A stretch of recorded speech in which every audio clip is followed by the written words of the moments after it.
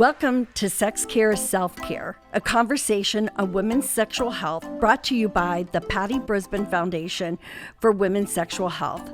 I'm your host, Patty Brisbane. If you are one of the many women struggling with infertility, today's show is for you. Dr. Michael Thomas joins me to discuss fertility and sexuality. Before you even introduce yourself and tell this audience what you exactly do, I am so honored that you are here today. And I'm going to tell you what, the Patty Brisbane Foundation would be nowhere.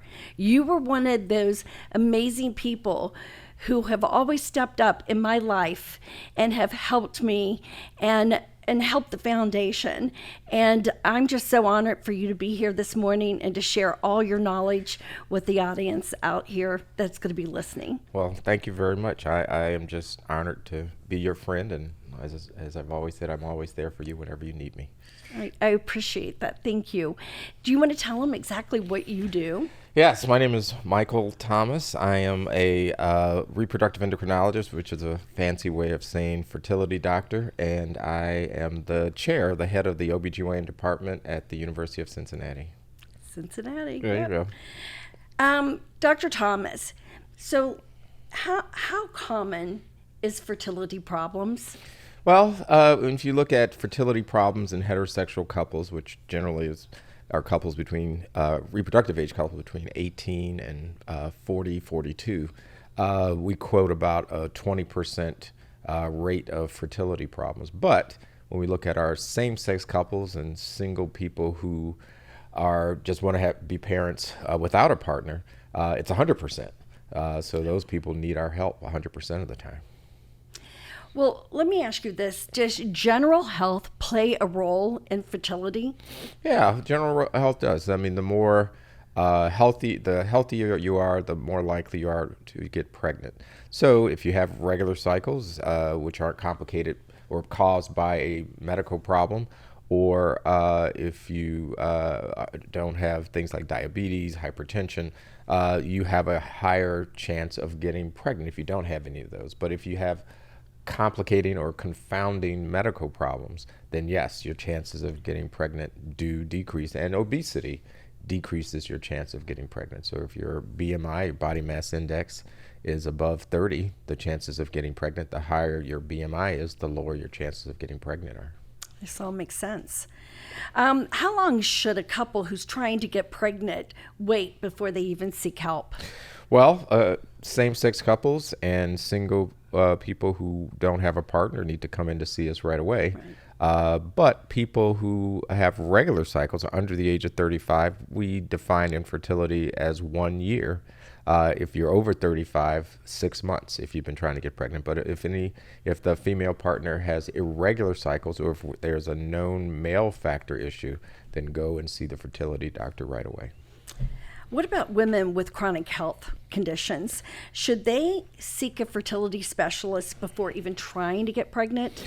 Yes, I think that making sure that you see someone, and that's a very good question, because if you have a chronic health problem, seeing a fertility doctor ahead of time who may work in conjunction with a high-risk OB doctor, because at some point the fertility doctor has to hand you off to someone, and it may not necessarily be your regular gynecologist right away, depending on the extent of the problem.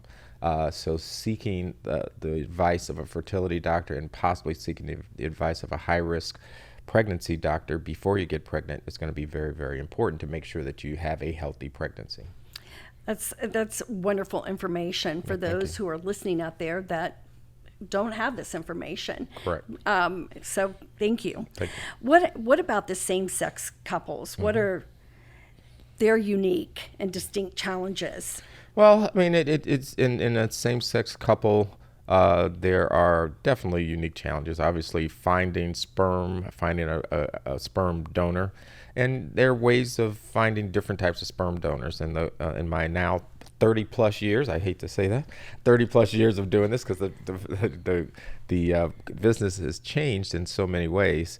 Either finding there are about 100 sperm banks across the United States. So finding the right sperm bank is important. So talking to your fertility doctor about which ones are the better ones, which ones have, the better sperm, because some sperm banks have clearance sperm. You generally don't want the clearance sperm. Some sperm bank have, No, you don't want the clearance sperm. we advise against the clearance sperm.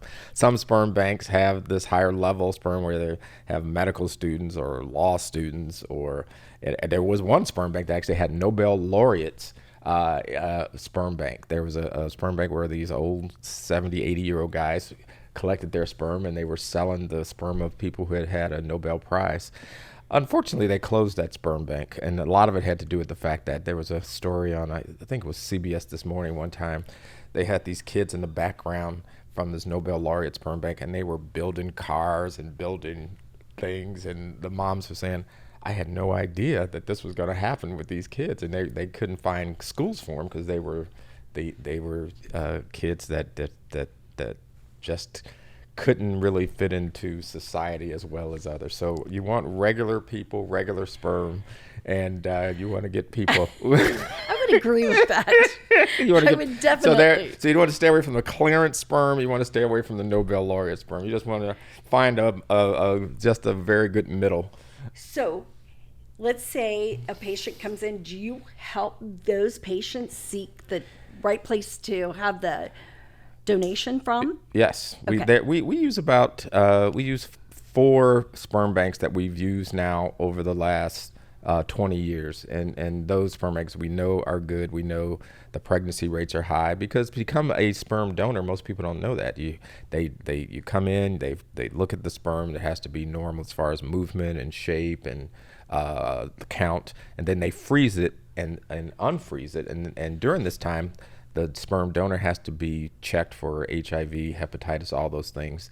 They freeze the sperm and check them again 6 months later to make sure before the sperm is released that there are no new diseases that have come up. So there's a lot of things that go into. So only about 10 to 20% of sperm is released of the people who want to be sperm donors. So it's a very high bar in the right sperm bank. So that's why you want to make sure you don't want to fly by night sperm bank in a mobile vehicle. You want to make sure you get the sperm from a high class reputable place. No dollar store. No dollar store sperm. Got Nothing it. against the dollar store in general, but we want the highest quality sperm you can get. Okay, so working with as many women as I work with, and even here in this office, so many women go to school, they get their diploma, they graduate, they find an amazing opportunity to go work, and then all of a sudden they look up and they're at the end of their 30s, their 40s. And what kind of advice do you have for women who have postponed pregnancy because they haven't found the right person or the right, they've been so involved in their career? Yeah, and I have this conversation all the time with our medical students. I give a talk to the first year medical students once a year on fertility issues, and sometimes I bring up the fact that in people who are either career oriented or people who just feel it's always going to be there, and I try to encourage general OBGYNs to have this discussion with their patients. My wife is a general OBGYN, and she is starting to do that, which is to think about egg freezing in your 20s or your early 30s versus your late 30s or 40s. Mm-hmm. Your chances of getting pregnant with a version of you at a younger age, it's still you. I'd rather have a version of me at 25 than a version of me at 40 if I'm trying to seek fertility at that time. So I would tell you that we also encourage the possibility of not only freezing eggs, but for those people who may not have a partner, maybe call it half and half. Do half eggs, half embryos with donor sperm, because embryos are easier to thaw than just eggs alone. So trying to get as many eggs as possible and maybe use some with donor sperm just in case you don't find that Mr. Right or Mrs. Right 10 years from now, or just having the ability to use that person's sperm later, but maybe even just having embryos just in case would be my suggestion for people who are thinking forward in a forward way in trying to look at their fertility 10, 15 years from now. You know, I love Megan, your wife, and, you know, she's always very clear. And she's delivered, by the way, you know this, Yes. several of my grandchildren. Yes. And so I think she's amazing. Well, we feel part of your family. Yeah, you are. But so Megan is married to you and she hears this. How many other OBGYNs out there are having this conversation? Not enough. I don't think, you know, you see it more so probably on the East Coast, West Coast, and things sometimes drift to the Midwest. But sometimes people sort of, you know, they when I've talked to the medical students, they think that we are trying to drum up business. And all we're trying to do is just give advice. We just want people, because the reality is you are going to regret not thinking about egg freezing or embryo freezing 10, 15 years when you're in your 40s or in your mid 40s, when you are finally decide that you want to try. And a lot of people don't ever use those eggs or embryos. And that's okay, because they may not have an issue with getting pregnant, but it's better to have it than to not have it. You know, I should not share this, but I am going to, because I think she would be fine with it. There are many, my granddaughter has even been told that she needs to go ahead and have this done because of endometriosis. And so I hope that these physicians are sharing this with more women, because she doesn't want, she's in college freshman year, and so down the road when she does want to conceive, it'll be there for her. Yeah. So I think that there are other groups, you know, when we talk about egg freezing, we do it in people who are about to undergo chemotherapy. One of the things we have done at Children's Hospital and some of our oncology groups, when they give a young person, a young woman, or a young man, a diagnosis of cancer, they need to start them on chemotherapy or radiation, they will generally send them to us right away, because we are the place to go to in case so that they may have something on the other side of that, because most young people survive these cancers, but they want to have an ability to get pregnant later. Or if a person is transitioning and they may want to freeze their eggs or sperm, whether they're going to be a transgender male or transgender female, and they may use those eggs and sperm with their future partner one day to have a genetic stake in that pregnancy before they would get any type of sex confirming surgery. So we see a lot of those patients. Yes. So that's a part of what we do that most people don't even know. But the oncofertility part and the folks who are transitioning is a very important part of what we do, and we're very happy to help with that, and very happy to help with people when they get on the other side of whatever it is they are dealing with at that moment. You know, I'm sure for parents who get that diagnosis, you know, about their child, it's really hard to think outside of that moment. And so it's amazing that there are doctors that come forward and say, here's the things we need to think about down the road. Right.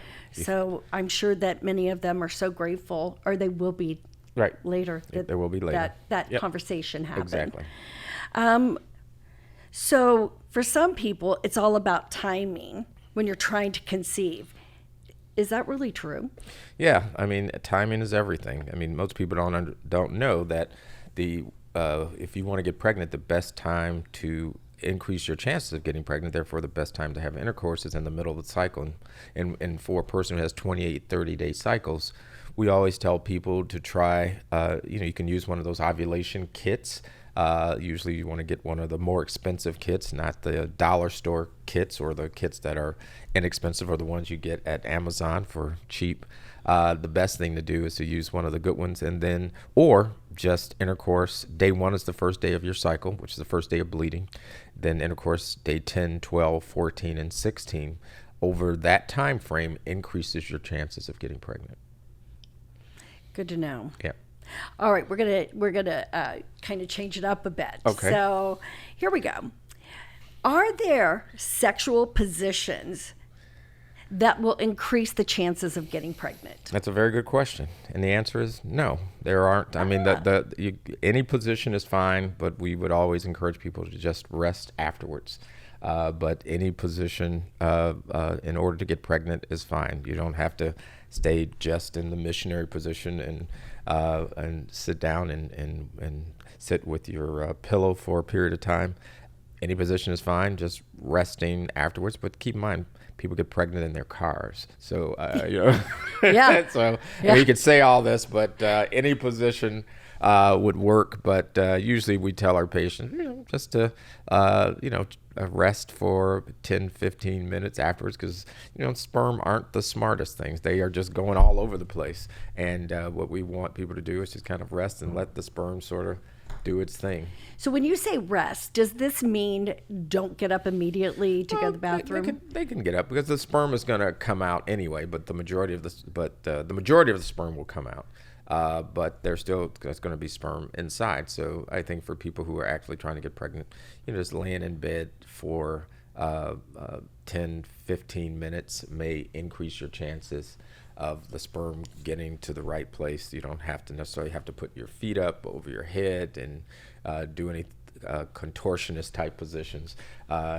Just lay down for 10, 15 minutes, and that in and of itself may help to increase your chance. You can get up and go to the bathroom, but just go back to the bed and rest for 10, 15 minutes. Good to know. Okay, we get hit with this question all the time, and that is, what about lubrication? Yeah. When trying to conceive? If a woman needs that lubrication, what type of lubrication should she be using, or none whatsoever? Well, there are sperm-friendly lubricants, but saliva is a lubricant, and saliva has been shown not to necessarily impede sperm, but they would have to look up which lubricants may be more sperm-friendly than others. There are a number of them out there. Pure Romance has great lubricants, yes. But if you're going to use a lubricant, you want to use the smallest, the least amount. Just because even though no lubricant is generally a spermicide, meaning it doesn't kill sperm, but sometimes the sperm can get caught up in some of the little globules that are associated with lubricants. So you want to make sure you either look for a sperm-friendly lubricant or saliva or just the least amount of lubricant if you need to use one. Yeah, I know for our cancer patients and women who are trying to conceive, Just Like Me has always been a great go-to. Yeah. But it's good to know, so then even the partners out there will be able to tell their end consumer a small amount. Just a small amount. Yeah. Okay. So when trying to conceive, you see the movies where they're going, hey, it's time, we got to go. We got to go. Right. And, the eye rolling and, oh, my God, I don't want to do this. Right. How do you keep it? I know what I would say to keep it from being a task. Right. What's your advice? Well, I mean, it is, and you get into that, and sometimes there's always some potential secondary sexual dysfunction. So people may end up because, you're on the clock sometimes. And I remember being in the office, and we had a guy in our room, our collection room, our mail room, who had been in there for half an hour. He was just having an anxiety attack in the room, and we gently knocked on the door to see how he was doing, but it can be very stressful for people to be in that situation. So we always try to get people either to try to collect sperm in an environment. If we're trying to do a clinical collection in an environment like at home where they can collect sperm, or in a couple's relationships, we try to tell them to not make it procreational, meaning just for fertility. Try to be as sexual with each other as possible, and try to make it as non-procreational as possible. Try to make it as romantic as possible, with the chance of on the other side of that there may be a baby. And psychologically, you just can't get into the clock situation, or else it will potentially cause a secondary male fertility issue, or even a secondary female fertility issue that may not be as receptive. And who knows how then stress plays into all of those different things in any way, shape, or form as you go through this fertility journey. I mean, my research was in stress and how stress affects reproductive function. If you increase your stress hormones, that may actually decrease your ability to produce the right amount of hormones at the right time and kind of shut things down. We know from studies that we've done that people go through midterms or tests at the universities, things just shut down, cycles are irregular, and when you and some people are more stressed out than others. So yeah, you can cause a secondary stress state from all this anxiety associated with the fertility issue and journey that people go through. I just say call Pure Romance. That's right. Get some fun type of products in your bedroom. Exactly. You're absolutely right. You want to keep it as fun as possible, and having a Pure Romance product around may actually be more helpful during that There time. you go. Now, you touched on sexual dysfunction. Yeah. Can you explain that a little bit more? Yeah, in some cases, when we talk about sexual dysfunction, that either the male's inability to get an erection or the male's inability to ejaculate or release sperm, or a female's inability to have a pleasurable sexual experience because of vaginal dryness, or just because they just aren't in the moment, and some of those things can go on to not only affect their ability to get pregnant, but it potentially can affect their relationship. We've seen a number of people whose relationships didn't do as well because of fertility-related issues, because of the stress of that. And you want to always keep that in mind, and sometimes seeing a counselor will be helpful, and we strongly encourage that, because this is not about we don't want to allow fertility to ruin a strong relationship, and having someone to talk to is going to be very important as part of that. I think that's wonderful that you brought that forward with having a counselor, because I think it is about your team who is surrounding that couple. Exactly. And you've got to have a strong, great team to get through this.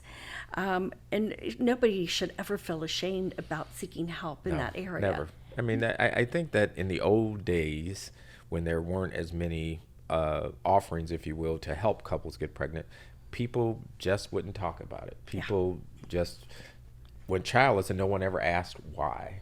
And having a child should be an important part that every family, any couple, married or unmarried, in a same-sex relationship or not, or a single person who doesn't have a partner, having a child is something that's basic and instinctual, and we want to help those people with that journey. Yeah, and there's so many people that feel shame because they can't conceive. Right. And that should not be the way. That should not be. Nope. Because, being able to sit down and talk about this and move together as a couple, I think speaks in volumes. Yeah. Is there anything else that you want to add? No, I think the main thing is that there are a number of good fertility doctors out there. And to be honest with you, one of the things that we found in studies is that we want to see patients sooner versus later. Sometimes, some gynecologists will hold on to patients longer because of whatever reasons. There's some gynecologists who feel that women of color can get pregnant. They don't need fertility help, and that's not true. Everyone has the same problem. Matter of fact, women of color have a lower fertility rate than women who aren't Black or Hispanic or Asian. So seeking the advice of a trained fertility expert early versus late is going to be very, very important. And there are a number of good ones out there in your community. All you have to do is go to your look it up on the computer to find a trained fertility expert. Thank you so much. I want to thank my guest, Dr. Michael Thomas, for a great conversation. And if you liked what you heard today, please like and subscribe to our podcast. For more information on the Patty Brisbane Foundation for Women's Sexual Health and our 6 focus areas, visit thepattybrisbanefoundation.org. Remember, sex care is self-care, and sexual health matters.